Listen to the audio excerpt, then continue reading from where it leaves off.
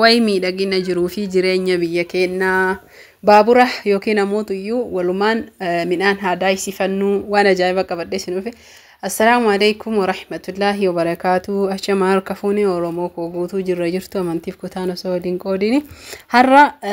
challenge yookiin namootuyyu jiruu fi jireenya akkaataa biyya keenyatti jiraatan hundi keessan ni beeytanii mee yaadadhaa ittiin bohaaraa jechuu fi baabura jalqabarraa haga dhumaatti qabadhee isinii dhufe xaafii jalqabaaf gingilchuu baabura jalqabaaf dhaqu akka kiyyatti jechuudha. Namoonni akka kiyyaa hedduudha ammoo warri beeytan commentii jalatti yaada keessan nu barreessa. Ani wallaalee obboleessi kiyyaa narraa fuudhee gingilchee egas yammootuyyu warroonni meeshaa hodhaalleen bitatin asumaan bitadha. Ani waan hin bitatiniif kunoo kurree baalditiin irraa dhayaa jira. Xaafii takka gingilchanii akkas yoo isiin xiqqoonnaa jette booddee sanii irraa dhayanii akka awwaarri yookiin ammootuyyu wanni sii keessa jiru sirritti irraa baha jechuudha. Viidiyoon garuu dheeraa waan ta'eef isin jalaa jarjarse. Kanaafi ani harkin haree jennaaniin narraa fuudhee gingilchee. Hundi keessanuyyuu commentii jalatti mee hagam ulfaataa warri keessattu jechuudha gara oomishni keessan xaafii tahee birraa yeroo galchitan asumaan qilleensa biyyaallee mee akka inni itti miidhagu hafuura fudhataa akka nama biyya jiruutitti lallaala xaafii keenyatti deebina. Hordoftoota fi kabajamtoota kiyyaa kana qofa osoo hin ta'inaan viidiyoo kana wanni qabadhee isinii dhufee fi wanni kumuyyuu jechuudha wanni hin beeyne hedduu jechuun haga takka waan ajaa'ibaa nama fakkaata garuu ammootuyyuu barachuuf dirqama uf amansiifne hojjechuu akkasuma ammootuyyuu obsaan jechuudha waan hundaayyuu barachuu ni dandeenya. Viidiyoon dheeraa waan ta'eef jechuudha haasa'a guddaa irratti isinii godhee keessattuu meeshaa hodhaa jechuu yeroo amma viidiyoo kanaa jechuudha dhugaa rabbii kunoo ani kanaan irraa dhahe safeedii nama barbaachisaa gindoo nama barbaachisaa qunnaa nama barbaachisaa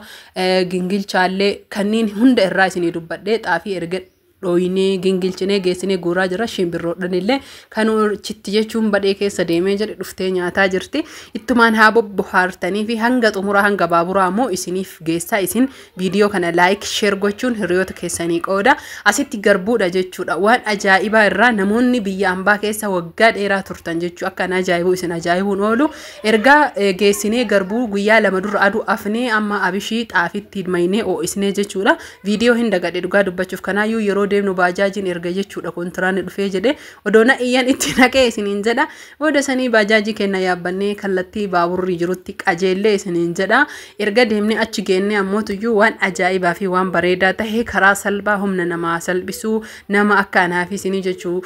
midhaan tumee daakuu hin dandeenye humni biyya ambaatitti dhumee jedhe waan ajaa'ibaa isin agarsiisuu barbaada. Isin hanga xumuraatitti viidiyoo kana ilaaluun imala kanallee ittiin bobbohaaraa. Namoonni haaraya taatan subscribe gochuun namni immoo maatii kiyya taatanii viidiyoon kiyya isinirra dhufu dura subscribe gootan mallattoo laayikii odoon cuqaasin kun waan biyyaa babbareedaa bifa aadaatiin jechuudha isinii galee iddoo bashannanaa maali isinii waraabuun hin danda'a bakka babbareedaa dhaqee magaalaa guddaa keessarraa dhugaa rabbii dubbachuu fi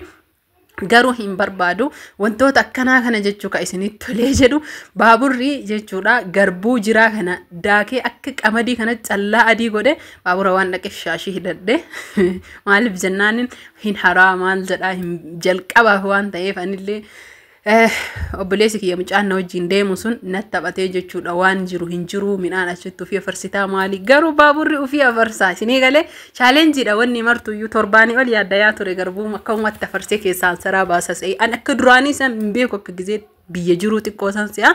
baaburri amma isin argisiisaa yookiin ammoo jihaazni kun jechuudha hansaraa gara tokko baasee garbuu callaa adii qamadii fakkaatu kana amma isinii waraabee isin agarsiisaame. Dhugaa rabbii hedduu waan nama gammachiisaa fi akkasuma ammootuyyuu hara nama baafachiisaa nama bakka maaluma isinitti himuu daaree warri dadhabbii hedduu qabdan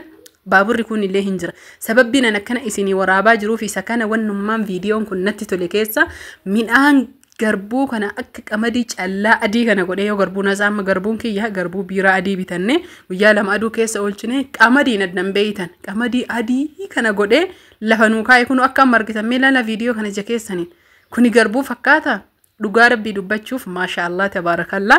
asumaan jedha hundi keessanuyyuu hedduun galatoomaa kabajamtootaa fi hordoftoota Razaan Oroo kun garbuudha. Amanuu dandeettanii meenni kun garbuudha jettanii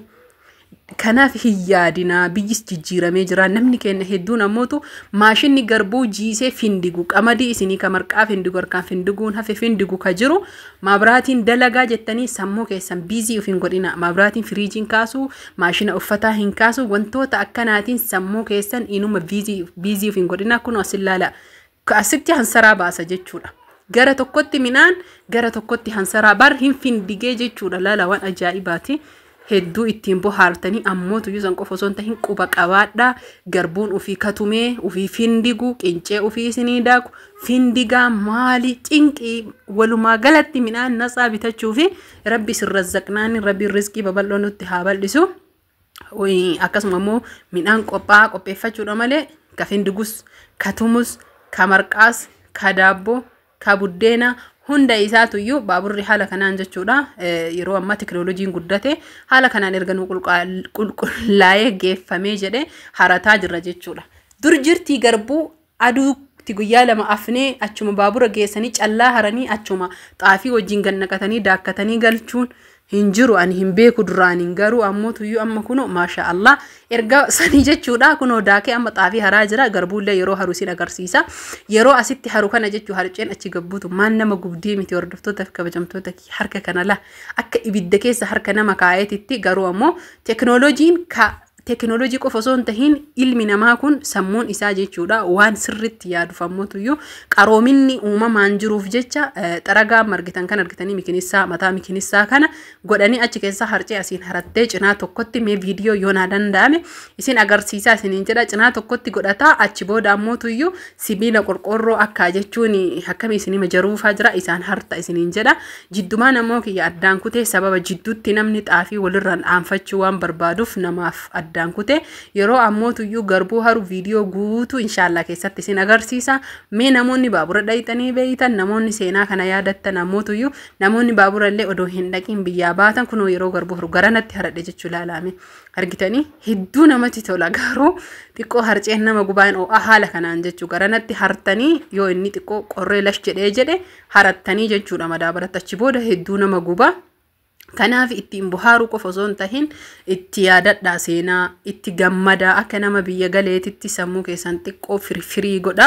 asumaan ammootu iyyuu chaanaalli kun chaanaala keessanii akka guddatu yeroo gabaabaa keessatti bakka guddaa akka ga'u akka milkaa'u sabskraayibiin isaa 50 akka naa seenu naa godhaa hawwii kiyya jechuu 50 miti 100 dhugaa rabbii dubbachuuf oromoo kiyya guutuu sabskraayib naa godhaa hiriyoota keessanii sabskraayibii ishii tokko yoo gootan adada viidiyoon dhufu isin like godha namni kumaa yoo laalimee viidiyoo kiyya kumuma like naa godha akka viidiyoon naaf faca'u views hin qabu ilaalchi kiyya xiqqaadha jechuun hamilee naaf tahaa waan guddaa dalaguu barbaada waan baay'ee isin agarsiisuu fedha kana qofa odoon tahin wantoota jechuudha humni kiyya na danda'e waan hedduutu jira garuu ammootu anis biyya bifa haarayyaa waan galiif chaalenjeelee hedduu keessa dabree jechuudha qormaata keessaa inshallah wa ta'ala rabbiin na gargaaru wagguu bahetti nin hojjadha isin ammoo rabbii gaditti nabira jirtan humna naataatanii humni isin naataatanii like godhuu fi share godhuu viidiyoo kiyya daawwattanii hiriyoota keessanii telegiraamaan iimoon waatsaappiidhaan qoodu kanuma isin kadhadha koomentii yaada gaggaarii akka uf duuban deebine humna naataa isinin jedha oromoo kiyya guutuu isin jaalladhaa isin kabajaa baabura qofa osoo hin tahin waan rabbi na dandeessiserraa isin daawwachiisaa waan biyya keessanii waan rabbi naa qooderraa jechuudha inshallah rabbi na haa dandeessisu waan hedduutu jira yeroo qophooytanillee yeroo takka namni nama waraabullee yoo hin jiraanne hin ulfaata garuu alhamdulillah kaameramaanii kiyyaanillee galatoomii jedhanii aga baaburaan wajjin deemee na waraabuu fi reef barataa jira hin beeku yeroo takka viidiyoo dagatee viidiyoo kana bakka jechuun waan bane se'e osoo hin banin dhiisa akkasii shaakalchiisee yoo barbaadda wal isin barsiisa itti himaa isinillee itti naa himaa koomentii jalatti hin dagatiin faa jedhaani kanaafi tattabadhaa ittiin buhaaraa fayyaan faaya oromoo